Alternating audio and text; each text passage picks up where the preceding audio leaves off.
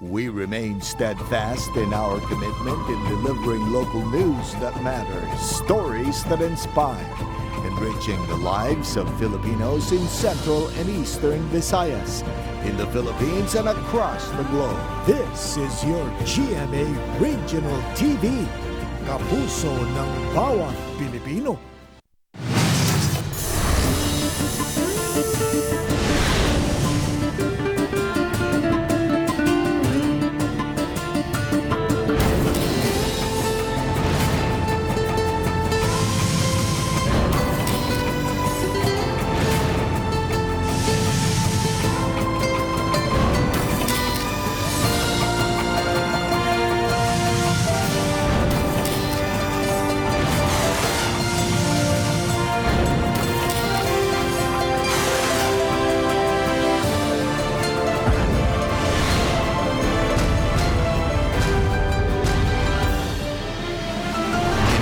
GMA Regional TV, Balitang Bisdak.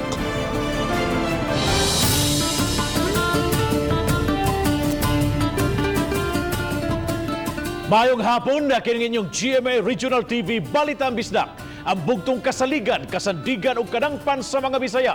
Ako si Bobby Nalsaro. Nga maghatod sa labing dako ug mga nagunang balita nga mahinungdanon sa Central ug Eastern Visayas. Ako si Alan Domingo. Ako si Cecil Kibad Castro, live sa GMA Complex sa Dakbayan sa Cebu.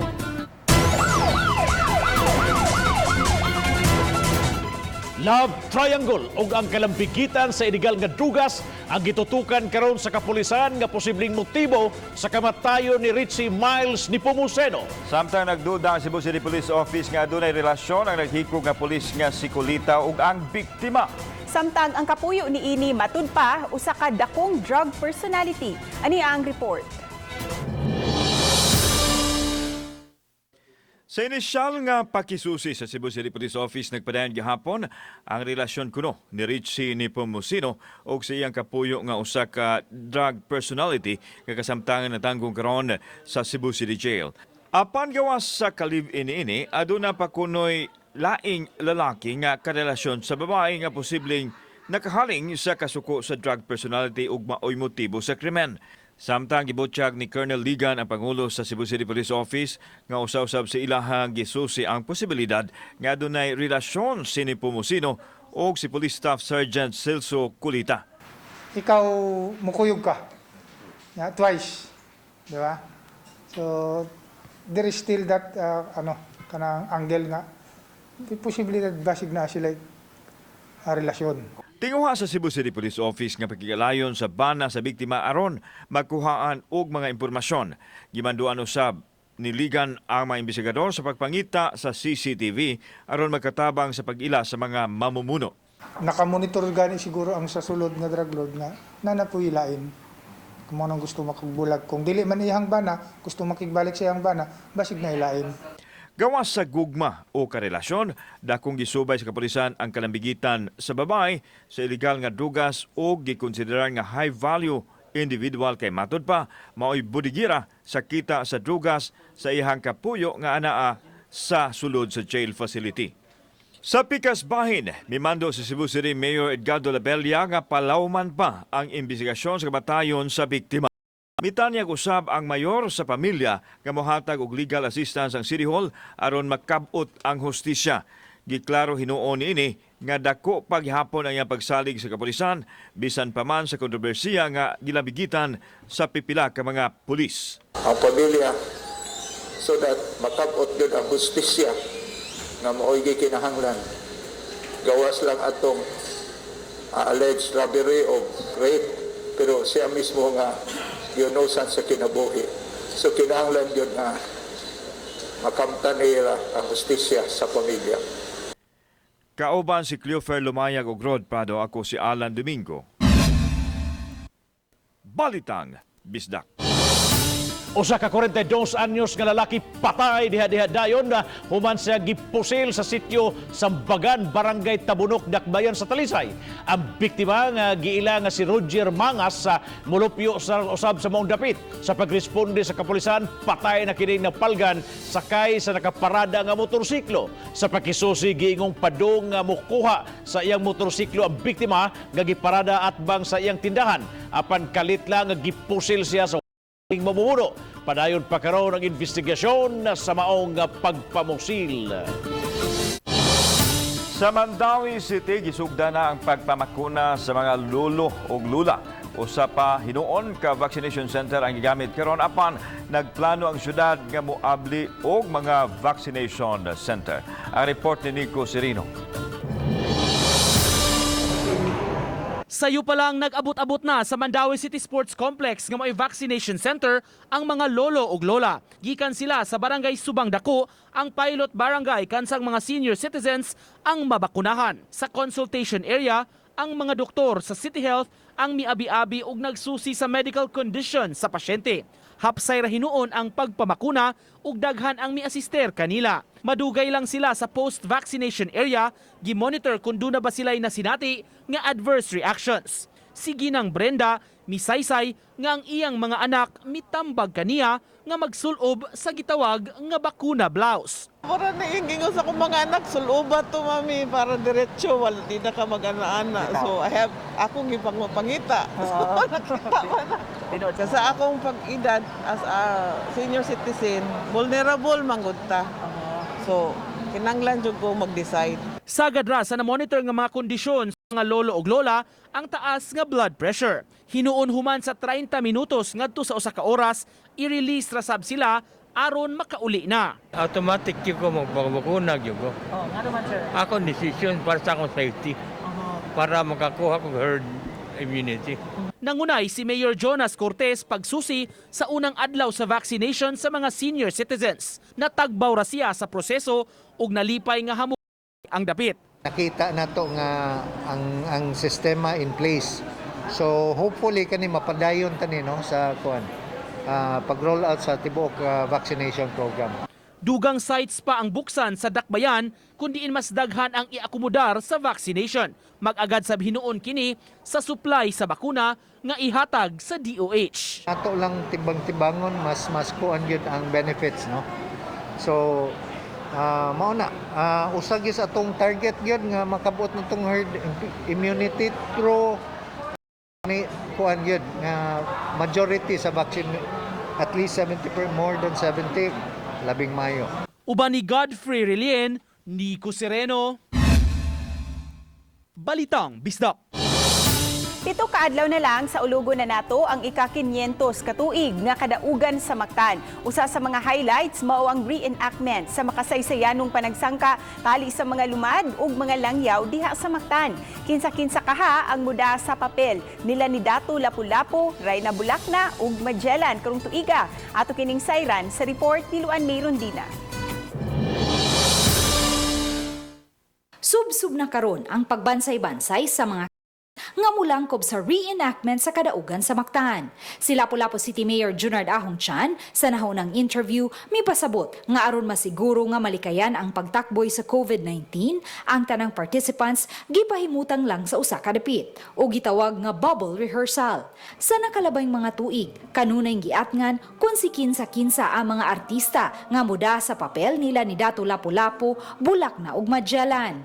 Ning pagsaulog sa ika-500 katuig nga kadaugan sa Mactan, nauyunan sa lokal nga hagamhanan ug sa mga organizers nga mas maayong lumad nga mga taga Lapu-Lapu ang mulangkob sa past. Gawas nga makadaginot ang lokal nga hagamhanan sa dakong talent fee sa mga artista, mas makahatag usab ug maayong representasyon mga character nila ni Lapu-Lapu, Bulacna ug Magellan ang mga upunganon. Ang 31 anyos nga artist coach sa DepEd Lapu-Lapu nga si Junel Pipito ang muda sa papel ni Dato Lapu-Lapu. Naikulba ma'am. Proud ma'am. Proud nga sa pagkakaroon kita gyud diri upunganon ang mo represent sa role ni Dato Lapu-Lapu. Dakong bintaha kang Junel sa pagda sa papel ni Datu Lapu-Lapu ang background niya sa arnis ang gikonsiderar nga national martial arts sa nasod. Samtang ang muda sa papel ni Reyna Bulacna, mao si 2019 binibining Lapu-Lapu Kaysel Serafica.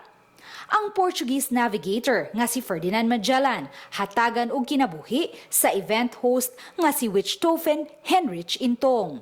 Sa barog ug itsura, masaypan siyang si Ferdinand Magellan.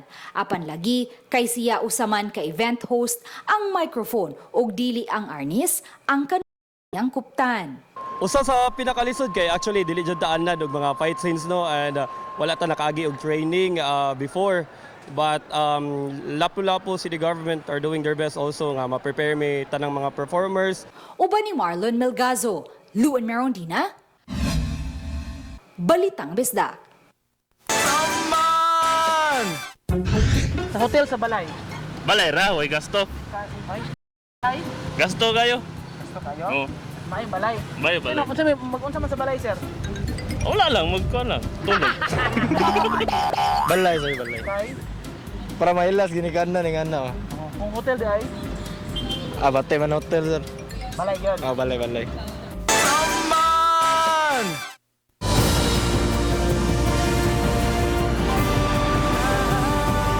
Kini ang GMA Regional TV Balitang Bisdak.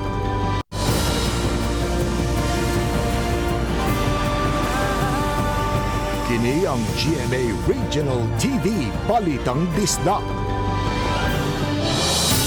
Atensyon sa mga drivers sa traditional jeepneys nga magbiyahian sa Mandawi City bisan nakuwang og papilis. Magsugod na sa pagpanakop ang mga sakop sa team sa mga violators. Si Nico Serino. Report. Nico?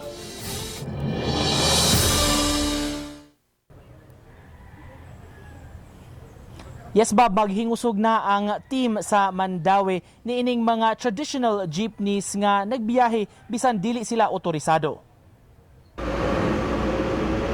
Magsugod na ang taga-Traffic Enforcement Agency of Mandawi kun team pagpanakop sa mga nagmaneho sa traditional jeepneys nga nagbiyahe bisan kun kuwang og mihatag unta ang team og kutob Abril 19 aron sila makaproseso sa ilang permits. Suma pa, dunay mga jeepney drivers o operators nga nagbiyahe bisan kuwang o wala pa naisyuhan og team clearance. Rekisito aron makuha kini mao ang pagpa-inspect sa ilang unit ngadto sa LTO, LTFRB ug pag-undergo sa driver sa swab test. Kasagaran nga rason nga nung wa sila mukuha is kanang naa sila'y pending nga violations nga dako-dako. Mao na ilang gilikayan. Kay ato magitagaan og tagaan nato sila team clearance kung ilan ang bayran ang mga pending violations. Sa mga madakpan nga walay team clearance, isyuhan sila og citation ticket ug hayan ma-impound ang ilang unit. Bana-bana ni humawas, mga 60% pa sa traditional PUJs ang wala makakomply ug walay team clearance. According sa akong operation, niabot nag 50 sa daan. So naagi wa mo kuha team clearance. So akong gitagaan sila deadline last Monday, agahapon Monday. Sa Mandawi City, 33 pa ka mga traditional PUJs ang naisyuhan og team clearance ug mao'y gitugtan nga makapamasahero.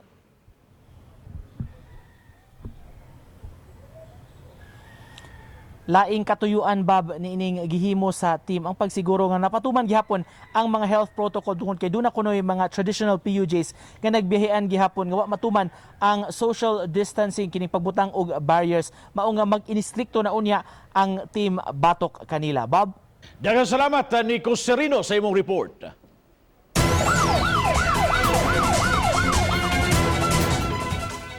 Duha ka mga lalaki ang nangaligo og dagat patay human malumos dito sa sitio Canlusong, Barangay San Isidro, lungsod sa San Francisco, Islas Camotes. Ang mga namatay gilang silang Clark Costanilla Paradero, 21 anyos, ug John Mark Herodias, 18 anyos. Parehong mga mulupyo sa nasong dapit. Giingong nangaligo sa diversion sa Pantalan. Ang duha kauban ang ilang mga higala.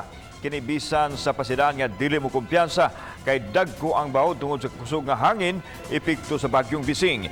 Kalit lang kunong mihapak ang dagkong bahod nga mibitad kanila padung sa ilawom nga bahin. Nalawas sa mga rescuers sa Coast Guard, BFP o PNP ang upat nila pa ka mga kauban. Usa ka ba sa mga nakadawat o natag sa mga auto post nga matud pa link sa usa ka adult video diha sa inyong mga social media accounts? Kini ang inyong masinati. Ayaw i-click ang link o mas maayong diretso kining i-delete. Kini ang pasidaan sa Regional Anti-Cybercrime Unit sa Central Visayas. Suma pa kung maklik nimo kini, posibleng direkta kining mo download og malware nga magkuha sa tanan nimong personal nga information. Lakip na sa mga online transaction sama sa online banking. Sa ilang social media account, usa kini sa panawagan sa kapulisan og mihatag og pamaagi unsaon kini paglikay. Matud ni Police Staff Sergeant Ronel J. Ocariza tigpamaba sa ACG Visayas nga ang ilang buhatan nasyonal misusi na niini. So let's say for example, nakasave mo mga bank accounts in your cellphone, mga password, makuha na nila upon clicking sa link. So makuha sa hacker, makompromise na yung online banking. So mo na siya ang easiest way nila nga para makabiktima. Mga ballot boxes sa Talisay City gisugda na pag-inventory sa City Treasurer's Office. Ang report ni Marie Dumabok. Nabtan sa GMA TV Balitang Bisdak kining mga kawani sa Talisay City Hall nga nag-alsa og kining mga dagkung ballot boxes nga puno pa sa mga balota. Gigamit kini niadtong 2019 nga piniliay. Mato di Talisay City Treasurer Emma Makuto nga pagtubag kini sa memorandum nga gipadala sa COMELEC sa ilang buhatan nga himuon ng inventory. Ang template ani nga gihatag every 4 ballot boxes i-open kanang naiusa nga himuon siya storage. Storage siya sa mga kuan kaning naamong mga balot. Mga kaning gibutang sa sod. Adunay 151 ka ballot boxes alang sa susama nga gidaghanon sa clustered precincts sa niaging eleksyon. Gipangbuksan kini ganihang buntag sa presensya sa election assistant sa Talisay City COMELEC. Kay hapit naman ang atong election which is next year, so mo ni siya part sa atong preparation. Ang pag-inventory sa atong ballot boxes kay possible nga kani magamit ra gyapon siya ba. Samtang giangkon sa Talisay COMELEC nga minus pagyud ang ilang nadawat nga mga new voters registrants. Alang sa first quarter, mukapin lang sa 2,000 ang bagong registrants. Nunot ni ini, mupagayon sila og nagkadiyang kalihukan sugod-sunod simana aron mas pag-agni pa og dugang botante. Mag-conduct mi og voters ed. Ang amo ang schedule is amo lang i-post sa among FB page and ang kato sa mga WDs nga ganahan magpa-change og precinct kanang naara sila sa ubos, pwede sila moari next week. Sa Setyembre 30 ang katapusang adlaw sa voters registration. Oba ni Jun Sulon. Ako si Marie Dumabok. Balitang Bisdak. Saman! Gunitan, buhian, saman. Gunitan? Angon saman. Ang unsay gunitan, ma'am, ang katong dip. Unsay klaro, unsay may magunitan. Oh. Ay para di siya matagak, kundi para di magahi ba siya. Matagak. Kay kundi di mo gunitan, matagak man siya. Kung imo sa buhian, malumoy man siya. Oh. Gunitan. Kay para di na mabuhi ang gugma. Gunitan para dili mawala. Second ras gunitan. Unsa man, ano man. Oh, dili angay gunitan, di buhian jud na. Pero angay gunitan jud na. Oh. Bisa kung saan nga gunitan. Gunitan jud, ma'am. Kay nindot man lang gunitan kay hugot jud kayo ba. Nindot man gyud kay ng gunitan, ma'am. Unsa may gunitan? Ang iya way atong gunitan. Gunitan. Kay lami man. Nindot ang gunitan. Kung nahigugma ka sa kataw, imo na gunitan gyud. Buhian lang oy. Ano man? Kapoy man ang gunit, may nang ibuhi kawatay gunitan. Gunitan o buhian? Ay, buhian ay. Ay, buhian na lang, labi nagbadlungon. Saman!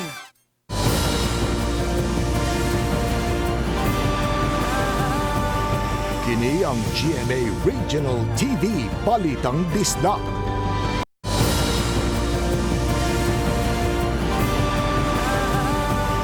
Kini ang GMA Regional TV Balitang Bisdak. Armas nga gigamit ni Police Staff Sergeant Celso Colita sa giingong nga paghikog niya gisusi karon sa PNP Crime Laboratory. Kaya masuta kung naggamit ba bang krimen lakip na sa kamatayon ni Richie ni Pomosino kinsa mipasangil kaniya o robbery extortion ingon man rape. Ano ang report? Gipadala na sa PNP Crime Laboratory alang sa ballistic examination ang 45 kalibring armas nga gigamit ni Police Staff Sergeant Celso Colita sa iyahang paghikog. Buot masayran sa kapulisan kung asa kini nakuha ang armas sanglit gidisarmahan naman si Colita ug ang mga kauban human sila marilibuhi tungod sa mga pasangil nga gibato kanila. Tumong usab niini nga masuta kung naggamit ba ang armas sa ubang krimen, apil na ang posibilidad sa pagpatay sa reklamante nga si Richie ni Pomosino. Tanawon po dito kung may kalabutan ba itong armas sa pagpatay ng bayi nga si Miles. So daghang makita kung panalitag makrossmatch itong armas, daghang itong makita kung asa gipanggamit. Ang babae reklamante mapasangil sa grupo ni Colita nga nanguha siyang kwarta ug gitumbok usab niya ang pulis nga milugos kaniya sulod sa motel.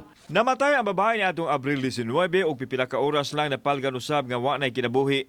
Sulod sa CR sa RPDU 7 si Colita human giunay kuno niya pagpusil ang iyahang kaugalingon. Giklaro sa Cebu City Police Office nga suicide ang nahitabo ug walay foul play. Walay duda nga mao to yang gibuhat.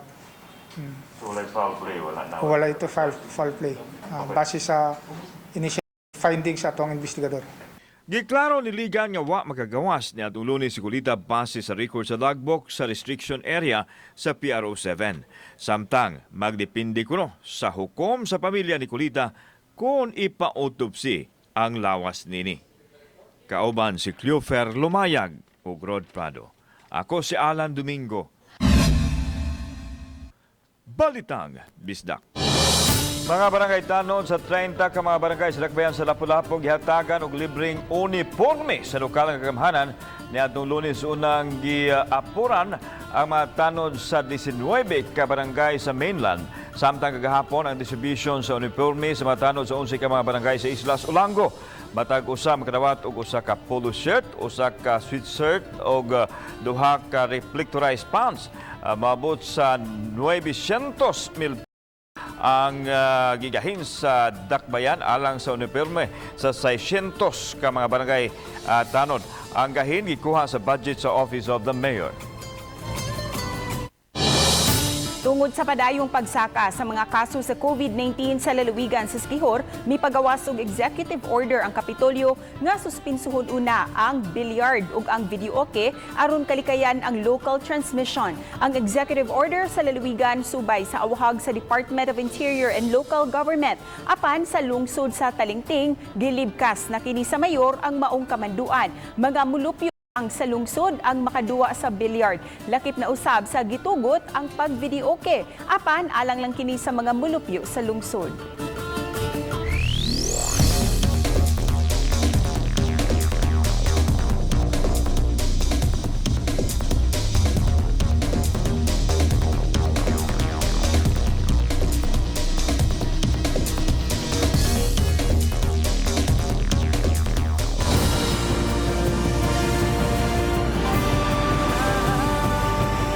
Ang GMA Regional TV Balitang Bisdak.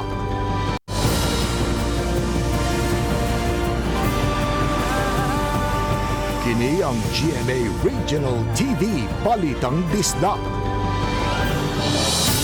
Katunga lang sa mga business establishments sa Dakbayan sa Talisay ang nirenew sa ilang mga permits. Inoon ang kita gikan sa real property tax sa mosusama ra sa koleksyon sa tibuok tuig sa 2020. Ang detalye sa report ni Marie Abok. Sa unang quarter lang, nikita na ang Talisay City og 70 milyones pesos sa real property tax. Halos kita na kini sa usa ka tuig niadtong 2020 nga miabot og 80 milyones pesos. Apan ang koleksyon gikan sa business permit renewal anaa lang sa 128 milyones pesos. Mas ubos kini itandi sa first quarter sa miaging tuig nga miabot og 141 milyones pesos. Ang kita karon tuiga mas ubos bisan kun gi-extend ang renewal hangtod sa katapusan sa Marso imbis nga sa Enero lang. Matod sa talisay treasurer nga halos katunga sa kapin 3,000 ka mga business establishment ang wa ni renew. Maong nagsugod na sila sa pagpadala og demand letter. Hinuon dunay mga bag-ong negosyo sab ang nagbukas. Sagad mga kan-anan. Oh, pagkaon. Yan ang kargado nga nag-close ang sari-sari ginagmay. Basic man good. Ang tao mo palit din sa pagkaon, di ba? Ang mga mubayad karon sa real property tax o magpa-renew sa business permit ang adunay penalty. Ang penalty sa real property tax is 8% na siya kay 2% per month man. Sa April, 8%. Ang sa business, 8% sad siya. 25% charge. Uban ni John Sulon. Ako si Famary Dumabok. Balitang Bisdak. Atong latest update karong adlaw Miyerkules, April 21, 2021 bahin sa atong panahon ug sa atong ginamonitor na si Typhoon Bising. Base sa atong severe weather bulletin number 20, asa alas 10 sa buntag, ang mata ni Bagyong Bising anaan nahimutang sa 360 km silangan sa Tugigaraw City, Cagayan. Anaa gyapon sa typhoon category si Bagyong Bising. Aduna kini hangin o maximum sustained winds na 175 km per hour duol sa sentro ug mga paghuros sa hangin na moabot sa 215 km per hour. Nagairog kini paamihan ang kasadpan na dunay gipaspason na 10 km per hour. Base sa pinakaulihing forecast track, nag-asa si Typhoon Bising padayong magalihok paamihan ngadto sa amihan ang kasadpan hangtod unyang gabi o ugma sa kaadlawon. Adisir siya muliko ug moirog paamihan ang silangan palayo sa kayutaan sa Luzon. Gibana-banang makagawas na si Bagyong Bising karong Sabado sa gabi o Domingo sa buntag. Ug mao na atong latest weather update karong adlaw. Para sa dugang impormasyon, bisitahan lang atong official website. Gikan diri sa buhatan sa Mactan sa Pag-asa Visayas DOST, kini si Mark Gales, mayong adlaw ug daghang salamat. Sa labing uwahing kalambuan sa COVID-19, nakatala ang Department of Health 7 ug 973 ka mga active cases, 175 niini mga bag-ong kaso. Sa mga highly urbanized cities, ang Cebu City dunay 861 ka mga active cases ug 56 ka bag-ong kaso. Moabot sab sa 763 ang active cases sa Lapu-Lapu City, 15 ang bag-o. Samtang adunay 514 ka active cases sa Mandaue City, 17 niini mga bag-ong kaso. Sa mga lalawigan sa Central Visayas, ang Bohol dunay 612 ka mga active cases, duha niini ang bag-ong kaso. Miabot sab sa 957 ang active cases sa Cebu Province, 52 niini ang bag-o. 243 usab ang aktibong kaso sa Negros Oriental ug 33 bag-ong kaso. Samtang nagpabilin nga 23 ang active cases sa Siquijor ug walay nadugang nga bag-ong kaso. Sa Eastern Visayas, 475 ka-active cases sa rehiyon, 54 niini mga bag-ong kaso. Sa tibuok Pilipinas, moabot na sa 116,434 ang active cases, 9,227 mga bag-ong kaso.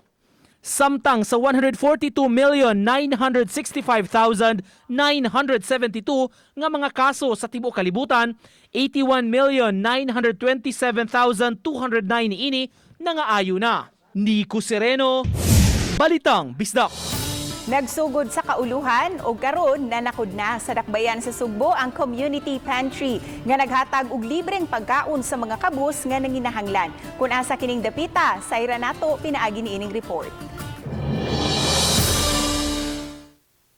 Sa daplin sa karsada sa Barangay Guadalupe, naabtan namo kining lalaki nga naghatod og mga supply nga ibutang sa community pantry. Samtang kining babae mitunol usab sa iyahang tampo nga mga pinutos nga kinahanglanon sa pantry. So nakita man gud namo nga nindot ang iyahang impact gani sa mga tawo, especially karon nga na mga tawo nga nanginahanglan, napoy mga tawo nga willing pud mohatag. Dako na sa tabang para sa mga nanginahanglan. Gipasayugdahan kini sa ugpong sa mga batanon sa Barangay Guadalupe nga nagtampo-tampo aron makapamalit og mga batakang panginahanglanon. Ginagmay ragod apan makatabang na sa mga tawo ay makuot og makaon ilabi na nining panahon sa pandemya.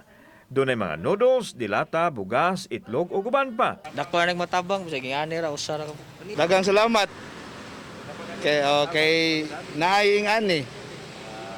Ilabi na karon sa pandemya. Hatag sigon sa makaya kuha sa gikinahanglan. Mao ni ang ilahang gipahinumdom alang sa mga tawo nga nakinahanglan nga dili sad pasobrahan kung sa lang ilang gikinahanglan ng adlaw mo sa ilahang kuwaon. So di lang ni ingon nga pagpaghatag ngadto sa mga nakinahanglan karon kun dili andam pud sila modawat alang sa mga grasya nga i-share sa atong mga kaigsuonan ngadto sa isig ka tawo. Kagapong adlaw pa gisugdan ang proyekto diin dunay laing display area ang usa naa sa entrance sa simbahan sa Guadalupe. Kani community pantry ato ning gitukod kay atong nakita nga daghan gyud kayong galisod no sa dili lang gyud ni sa Guadalupe apan daghan galisod sa mga Subuanon. Gipaniguro sa mga batan-on nga mahasubay sa protokol. Gani dunay mga flyers ilang ipanghatag sa mga tao aron makalikay sa COVID. Tinuod gyud na sir ang ilang giingon no nga naagi ganahan kuhaon tanan. Nga dili gyud na nato malikayan nga kuhaon gyud niya ang daghan kaayo. Pero unsaon man na nato sir og nay mo buhat ana usa pero nakapatabang na butas na pulo. Dili man mahimo nga ato ning hihunong tungod lang sa usa ka buok nga wala nakatabang sa kuan kaning community pantry. Samtang suportado sa Cebu City Police Office ang pagpahigayon og community pantry sa nagkadayang dapit dinhi sa Dakbayan sa Sugbo. Awhag ni Colonel Ligan nga mapatuman ang minimum health protocol sama sa social distancing. Nasairan nga dunay issue sa red tagging didto sa Metro Manila. Kini gibuhat sa ato ang mga kaigsuonan isip tabang sa labi na rong pandemic. So nindot ang intensyon, nindot ang concept, then watay nakitang sayo pa na. So mas nindot para makahatag pag-ayuda sa uban natong kaigsuonan nga nang hinanglanon. Kauban si Cleofer Lumayag ug Rod Pado. Ako si Alan Domingo. Balitang Bisdak. Mayong hapon sa itong magkapuso diya sa Siquijor, Bohol, Negros Oriental, Samar ug Leyte. Labi na sa Hilongos ug Maasin City ug sa Giwan sa Eastern Samar ug apil lang atong mga international viewers. Amping mo kanunay mga kapuso. Daghang salamat sa mga kapuso nato apil na sa gawas sa nasod nga nikisayon sa mga dagko ug mga nagunang balita sa rehiyon. Ako si Alan Domingo. Ugi ka namang tanan dinhi sa Central ug Eastern Visayas. Ako si Cecil Kibod Castro. Ang inyong balita nga among balita kay matag lokal nga balita mahinungdanon. Kining inyong GMA Regional TV Balitang Bisdak, buong puso para sa Pilipino. Ako si Bambi Nalsaro ug mayong hapon mga kapuso.